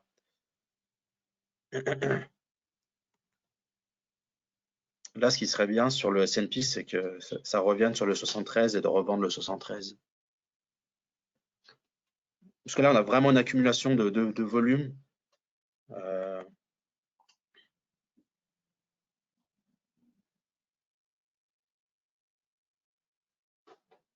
Alors, parmi les questions, il y en avait encore une autre. Comment distinguer les ordres fake des vrais ordres? Alors, Bonne question. ça, déjà, maintenant, il y a pas mal de places de marché qui luttent contre les faux ordres, le spoofing. Maintenant, c'est réprimandé aux États-Unis. Je crois que maintenant, c'est passé à 5 millions l'amende sur le spoofing. Donc, il y en a de moins en moins, mais il y en a toujours. Alors, moi, j'ai l'habitude de dire, ne regardez pas trop loin dans le carnet. Regardez ce qui se passe quand on arrive sur un prix. Maintenant, je ne vais pas regarder si un ordre qui est loin du bid et de l'offre, donc du premier acheteur, du premier vendeur, je ne vais jamais me focaliser dessus. Je vais regarder si le marché arrive sur un prix et qu'il y a un gros ordre qui reste sur la fourchette de prix et que le marché remonte, je saurai qu'il ne s'est pas enlevé et donc que c'est un vrai. Mais je ne vais jamais regarder un gros ordre loin du marché. Par exemple, sur le pétrole à 50-50 ici ou à 50-25, bah, je vais pas me dire sur ce niveau-là à 50-25, je ne sais pas si vous voyez tout en bas sur le pétrole, les 217 lots, eh ben, je vais pas particulièrement, ça va pas attirer mon attention. Par contre, si le marché descend de 38, il fait 38, 37, 34, 28, 27, 26 et à 25, ces 216 lots, ils ne bougent pas et que le marché remonte, bah, je saurais qu'ici, il y avait un acheteur parce qu'il ne s'est pas enlevé. Mais si le marché commence à descendre et on arrive dessus et il n'y a plus d'ordre, bah, je saurais que c'était du fake. Donc, ce qu'il faut savoir, c'est que le spoofing, maintenant, c'est vraiment réprimandé. Donc, les ordres que vous voyez là, c'est les ordres qui veulent être exécutés. Maintenant, il y en a tout le temps. Il y en a tout le temps qui sont condamnés. Donc, il faut toujours faire attention. Mais nous, on ne regarde pas trop les ordres loin du marché. Je dirais que sur le pétrole, tout ce qu'il y a à 3 prix, 3-4 prix du prix traité, ça a du sens. Dès que c'est à 15 prix, 20 prix, même s'il met 10 000 lots, ça ne va pas attirer mon attention. Et après, ce que nous, on regarde pendant tout le live, vous avez vu que je regardais surtout les ordres exécutés. Là, quand on arrive ici, de 67 sur le S&P, sur ce carnet à droite, bah, ça montait, il y avait 1000 lots, 900, 1000, 1000, 1000. Ça montait, ça montait, ça montait. Quand on est arrivé ici et que je vois des quantités exécutées, 10 000 lots, 9 000 lots, 12 000 lots, 13 000 lots, c'est à partir d'ici que je mets mes shorts. Ici, vous regardez, ici, je mets des shorts. Là, sur le graphique, regardez. Ici, sur cette zone-là, je la travaille parce qu'on est sur une zone en bas où il y a du volume. Après, à partir du moment où on casse ce range-là, toute cette hausse ici, là, je ne la traite pas parce que c'est des petits volumes. Et après, je recommence à travailler ici à partir de 73 parce qu'il y a du gros volume. Donc, nous, on traite où il y a… Oh, mince, le pétrole, il est parti. Ah, le 46, il a sauté. Nous, on traite où il y a du gros volume. Donc, on va se focaliser que sur le volume traité et non pas sur le volume placé. Et là, sur le pétrole, tu vas racheter sur pullback, tu peux te… Ouais, j'aimerais bien racheter le 45 ou 46. J'aimerais bien 45 ou 44 plutôt. Parce que là, clairement, sur le pétrole, alors ce qui est très très rare sur le pétrole, c'est qu'on range. Et on ne range jamais très longtemps sur le pétrole. Donc là, voilà, ça y est parti. Je voulais racheter le 45. Ce range-là, depuis toutes ces zones-là, depuis tout à l'heure, j'ai acheté donc ici 42, sortie 46. Après, acheté 39, sortie 56. Après, acheté 39, sortie 50. Là, acheté 43 flat. Là, acheté 44, sortie 43. C'est que des achats en fait sur ce bad range. Parce que c'est beaucoup plus safe. Et en plus, il nous donne souvent, on a souvent la possibilité de mettre son flat, de mettre même un tick de gain. Et ça, c'est pas mal sur ce type de marché-là. Donc, focalisez-vous plutôt sur les ordres exécutés que sur les ordres placés. Et d'ailleurs, le spoofing, ça a été créé pour ça, pour donner une illusion d'acheteur sur le carnet, alors qu'il n'y a pas vraiment de flux. Il y a un trader au carnet, Navinder Singh Sarao, qui a été condamné aux États-Unis en 2010. Bah, lui, il faisait ça. Dès qu'il voulait vendre, bah, il plaçait plein d'ordres à l'achat. Il plaçait plein d'ordres dans le carnet, dans la colonne bleue à l'achat. Donc tout le monde voyait des quantités, des grosses quantités à l'achat, donc ils achetaient. Lui, il était en face, donc il était short. Et une fois qu'il avait atteint sa quantité qu'il voulait acheter, qu'il voulait shorter, il enlevait tous ses ordres à l'achat et il plaçait des ordres à la vente. Ça, c'est le spoofing, c'est condamné sur CME, sur le marché américain. Donc maintenant, il n'y a plus trop d'opérateurs, de traders qui font ça. Mais ça a été fait pendant des années, cette stratégie de spoofing. Donc, une question en parallèle, je pense. Flipper est toujours en activité, question. Ah, ça, c'est un connaisseur, ça. Alors, il a été banni des marchés. Justement, lui, il manipulait le marché de la dette allemande 2 ans, 5 ans, 10 ans, le Bund Bubble Chat. Donc, il faisait la même chose. Dès qu'il voulait shorter, il mettait des ordres à l'achat. Tout le monde se précipitait pour acheter, donc il se retrouvait short. Il enlevait ses ordres à l'achat. Il plaçait des ordres à la vente. Le marché descendait, il se rachetait et il faisait ça. Donc, il a été banni pendant 5 ans. Et j'ai entendu dire qu'il a redémarré un hedge fund à Zug en Suisse. Mais je pense que c'est quelqu'un qui arrive à voir les dysfonctionnements du marché et typiquement, ils arrivent à mettre en place des stratégies trading juste en manipulant ceux qui regardent les ordres placés dans le carnet. Donc lui, il faisait ça, contrairement à Navinder, lui, il faisait ça sur le marché européen. Donc il a pris un blâme. Aux États, si Paul Reuter, donc Flipper, il avait fait ça aux États-Unis, il aurait pris, comme Navinder, 367 en tôle. Donc aux États-Unis, ils rigolent pas du tout avec ce type de manipulation, c'est market manipulation. Mais oui, apparemment, il a repris sa activité. en Ils vivent Suisse. longtemps pour faire 367 ans de prison. Ça Ah vit ouais, voilà. longtemps, un trader. Ça vit Exactement. très longtemps. Bon, il avait, Donc, Nabil, il avait fait 42 millions de pounds comme ça. une Donc, question, enfin une indication, le DAO sous-performe pour Philippe. Enfin, Philippe indique le DAO sous-performe, ça c'était pour que je coche la question. Bravo pour les shorts dans le range, mais pourquoi ne pas prendre de long dans ce range? Alors, je présume que c'était lequel peut-être sur le, c'était sur le, je pense ah, que le S&P, c'était, c'est ce que je je pense que disais. c'était, ouais, je pense que c'était Arnold sur le S&P. Et Sur le bon, je te laisse S&P, répondre. j'ai du mal à.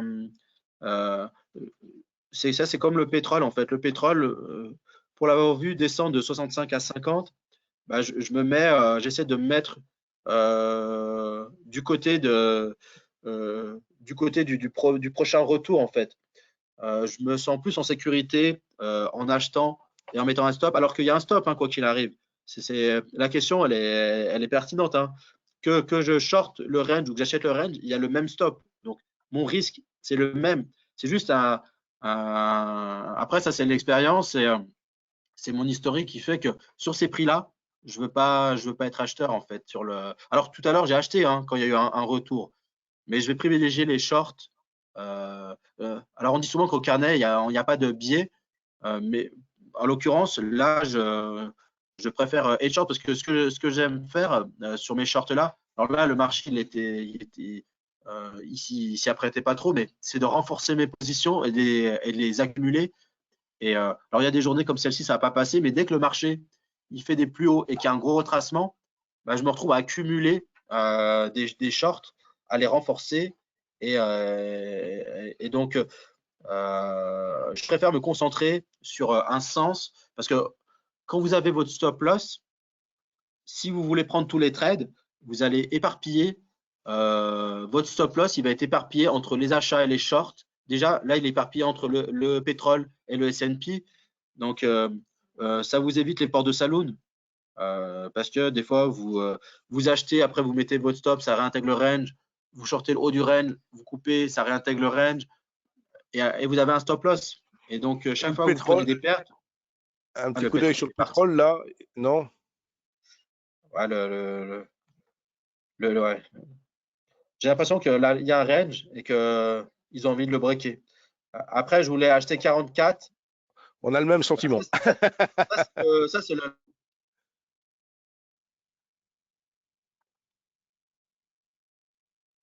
Alors, je ne sais pas si tout le monde m'entend encore. Il y a peut-être eu de nouveau un petit souci Alors, il est 16h56. Alors, dites-moi juste si vous m'entendez encore tous. Juste une ou deux ouais, ok, bon, c'est merci, j'ai eu le retour. Bon, je pense que il y a peut-être eu encore un petit conflit entre GoToWebinar, ce logiciel. Oui, effectivement, les réponses, ben, on va attendre que Nabil revienne. De toute façon, c'est comme tout, il va normalement raccrocher les wagons. Mais voilà, quand les logiciels, c'est pas dû à la plateforme, c'est pas dû à GoToWebinar, c'est l'association des deux quelque part qui fait que ça peut poser peut-être des petits soucis comme ça. Oui, c'est Nabil qui était là. Voilà, j'entends des gling-glong, donc on va peut-être le retrouver. Mais on a eu une petite, de nouveau un petit truc. Alors, on va certainement avoir le même phénomène. On verra si le pétrole a fait un break ou pas. Donc, il y a encore quelques petites questions dans le carnet, moi de mon côté. Il y a encore quelques petites questions dans le carnet. C'est pas Nabil qui vous parle, hein, je précise, mais c'est Monsieur Weissrock, donc de Self-Invest. En attendant que Crescendo nous revienne, je reste confiant. Il est revenu tout à l'heure, mais ça sera certainement pour faire les dernières questions. Donc, c'est l'enseignement moi, que je peux retirer de cette session live, parce que j'essaye aussi de la suivre comme vous et d'avoir en quelque sorte toujours très intéressant d'entendre un trader commenter son trading en direct et au fur et à mesure qu'il le fait, même si effectivement il y a eu 2-3 trades, on a bien vu qu'il a raté tout simplement à cause de nous quelque part. Ah, on va peut-être revenir avec. Ah, Ouais, ça va pour les revenir. trades, J'entends on de va nouveau plutôt répondre Nabil. aux questions. Oui, on va répondre aux Ouais. questions. Est-ce que, par curiosité, sur le pétrole, on a décalé à 45, c'est ça? On est redescendu tant que Ouais. ça? D'accord. OK. 45 Donc, là, alors, 40. Ouais. donc, moi, ce Mais que je disais juste avant de te poser les dernières questions, moi, je disais ce que je trouvais très instructif dans cette session par rapport même à la précédente, c'est qu'il y a eu plus l'accent de mis sur le type de trading d'un scalper qui montre bien qu'il y a plusieurs écoles pour scalper et que ça doit être, que vous devez être en accord quelque part vous devez être en accord avec votre psychologie interne, c'est-à-dire que ah voilà, oui. ça peut pas, un trader, on le voit bien, ne peut pas travailler contre nature, aurais-je tendance à dire. Exactement. Donc, C'est même pas une question d'âge, hein. On est dans la salle, le plus jeune, il a 19 ans. Enfin, là, il vient d'avoir 20 ans la semaine dernière. Bah, c'est celui qui prend à part Nabil et moi, hein, mais qui prend les meilleurs trades, qui prend des gros mouvements, alors qu'il y en a d'autres qui ont une quarantaine d'années, qui ont monté des grosses boîtes. C'est pas une histoire d'âge, c'est un peu comme dans le foot, hein. Il y en a à 16 ans, 19 ans, c'est des génies. Et donc, c'est ce que tu viens de dire sur la personnalité. C'est pas non plus une question d'âge. On peut avoir 19 ans et garder des trades, pour pas le citer, à Arthur, voilà. euh, Alors, qui garde des trades de 20, 30 points, alors qu'il y en a, ils ont 40 ans, 50 ans, et puis dès qu'ils ont 5 ticks, bah, ils les prennent. ok, alors je vais C'est faire. vraiment la philosophie et le tempérament de la personne, qu'on arrive à identifier, et isoler pendant la période de formation et en simulateur. Et après, bah, cette personne-là, elle sait que c'est comme ça qu'elle doit traiter. Donc, c'est pas vous qui allez décider de la façon dont vous allez trader. Vous allez trader en simulateur et vous allez vite voir où est-ce que vous êtes à l'aise. Vous êtes à l'aise, c'est où est-ce que vous gagnez de l'argent. Et après, vous allez renforcer toute votre énergie sur ce type de trading-là. Donc, c'est comme ça, en fait, qu'il faut procéder. C'est pas de dire, qu'est-ce que je veux. Bah, moi, je pense que j'aime bien le swing, ou j'aime bien le carnet d'ordre, ou j'aime bien. Bon, regardez plutôt où vous êtes à l'aise pour gagner de l'argent sur les marchés financiers. Et après, mettez le paquet dessus.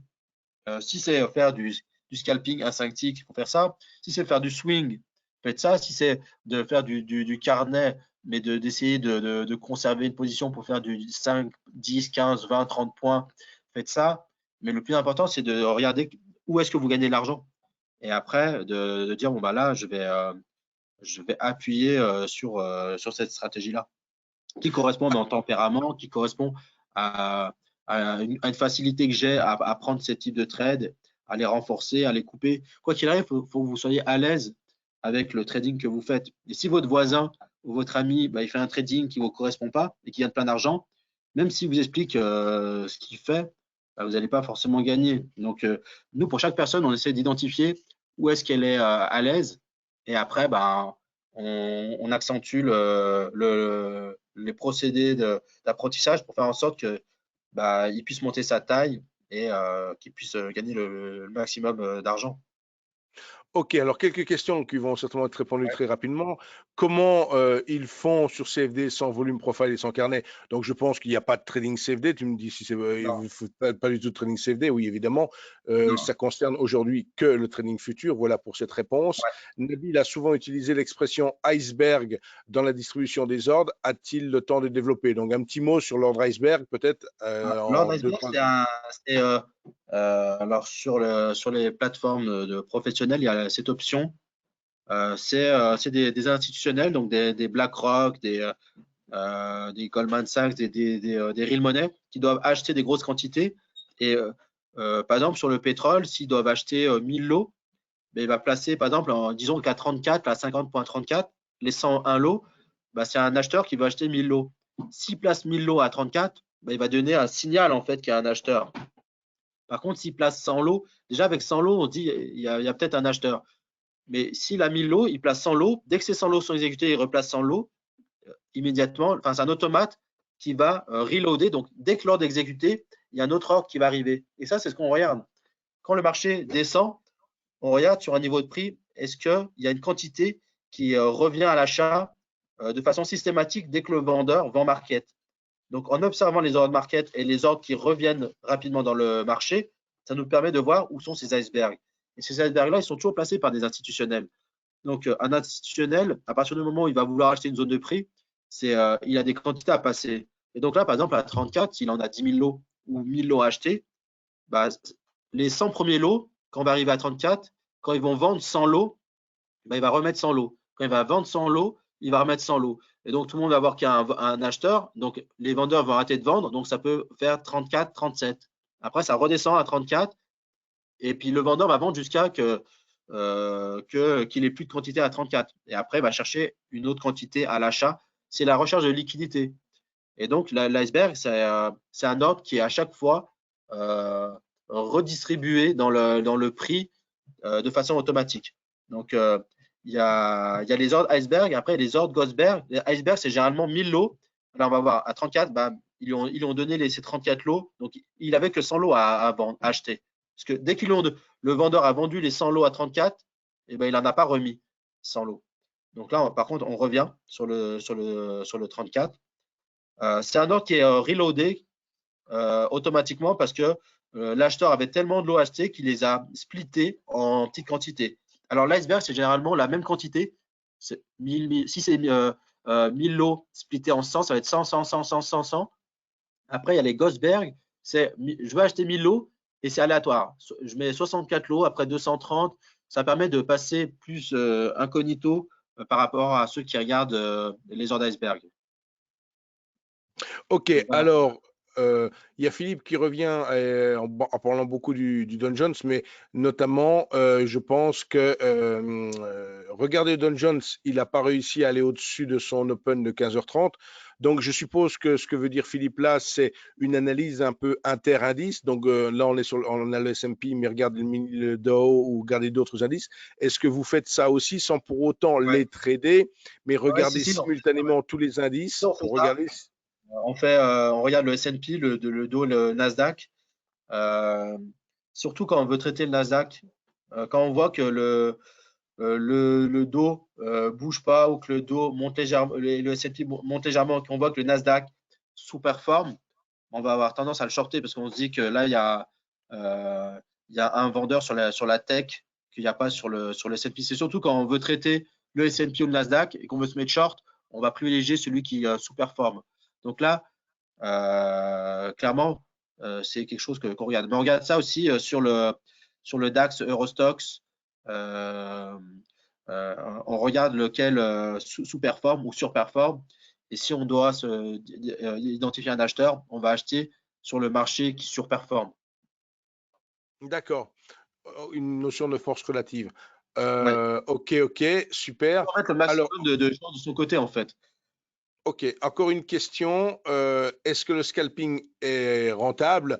Cette question, ça ne doit pas être facile avec ces journées sans tendance. Alors, l'impression de Laurent, c'est d'être face à une journée sans tendance, mais enfin, Là, on je vais était dans laisser une journée Nabil, sans tendance.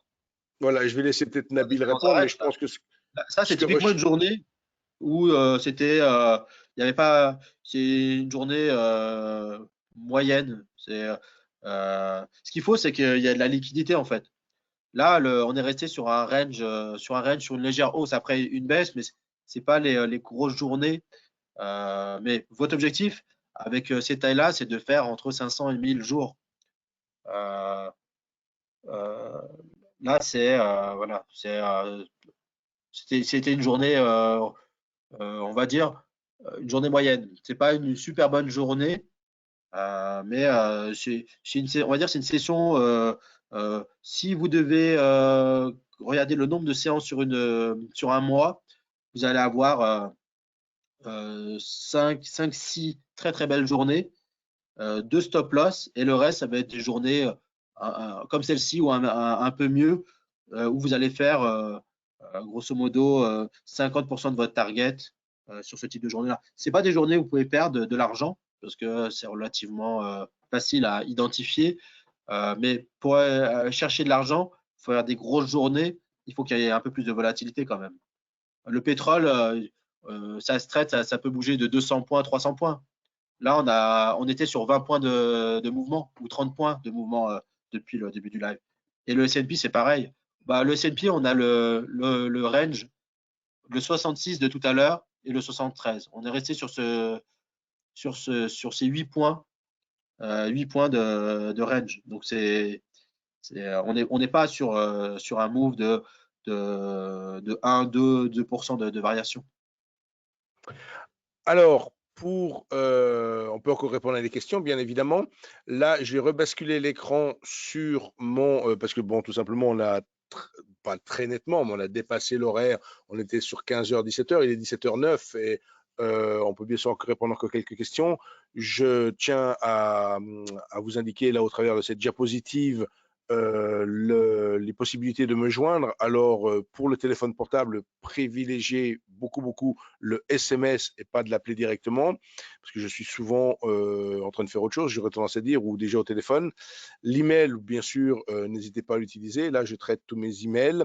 Si vous souhaitez, pour tout ce qui est coaching, plateforme, précision ou autre, je peux vous accorder des rendez-vous, aussi bien téléphoniquement que directement dans nos locaux à Paris. Je serai la semaine prochaine sur Paris toute la semaine, donc on peut prendre des rendez-vous si vous le souhaitez pour se retrouver à Paris dans le 9e arrondissement.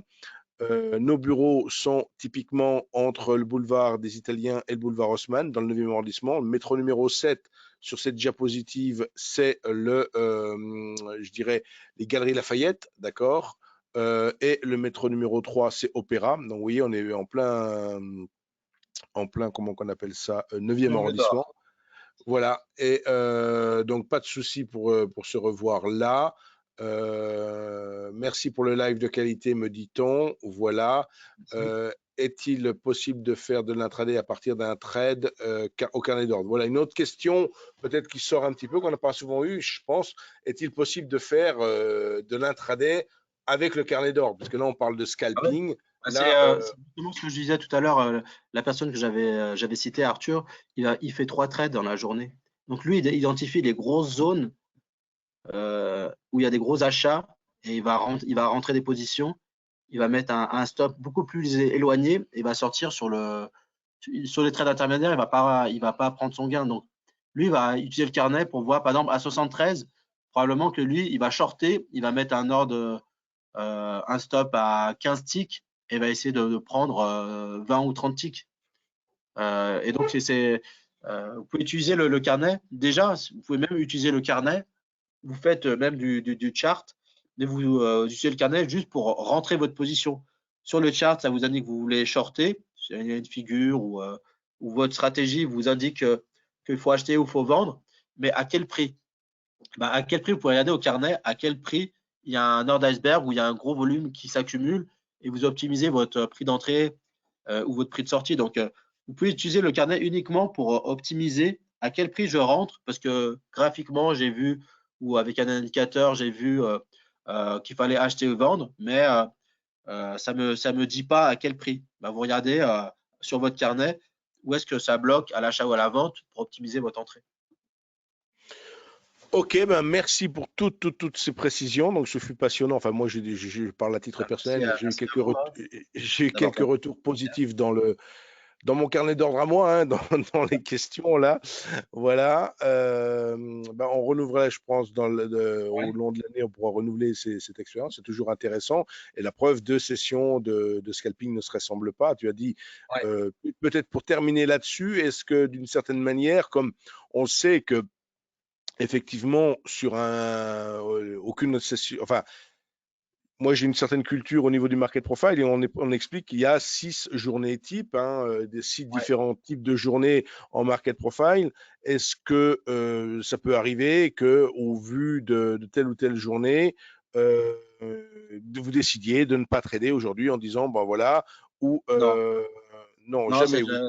ça m'est jamais si ça m'est arrivé une fois dans ma vie de pas trader, c'était la veille du Brexit. D'accord, Ce jour où je suis resté devant les écrans toute la journée et j'ai pas fait un trade parce que je me suis dit qu'est-ce qui peut se passer? J'avais peur des rumeurs, le marché était complètement fou, mais sinon il y a toujours des opportunités, il y a toujours des configurations qu'on retrouve, mais Et à chaque live, ce sera une configuration différente, mais en gardant la même stratégie et le même money management. C'est comme un match de foot. On peut regarder pendant 50 ans des matchs de foot, on verra jamais le même match. Par contre, c'est la même composition. Il y a un gardien, il y a un défenseur, milieu, un attaquant, il y a deux mi-temps, il y a un arbitre. Enfin, ça, c'est commun à tous les matchs, mais c'est jamais les mêmes matchs. Et le trading, c'est un peu la même chose. Il y a des règles D'accord. à Bon, respecter. si Oui. tu es passionné de foot, il faudra que je te mette avec Pascal Hirtz, hein, parce que Ah, lui, il est passionné à un degré de folie, quoi. Donc, d'accord. et les analogies entre le foot et le trading, il les fait régulièrement aussi. Donc, il D'accord. fallait que je le dise au passage. Voilà. Bon, bah, écoutez, webinaire, enfin, oui, je dis bien webinaire, session de scalping passionnante. Je vous remercie toutes et tous. Au Merci. plaisir pour, voilà, au Je vous plaisir dis pour une à très prochaine. bientôt. Merci Nabil et Merci. à très bientôt. Donc, je vais arrêter moi de mon côté le webinaire. Voilà. Parfait. Merci. Allez, bonne Au revoir. soirée. Au revoir.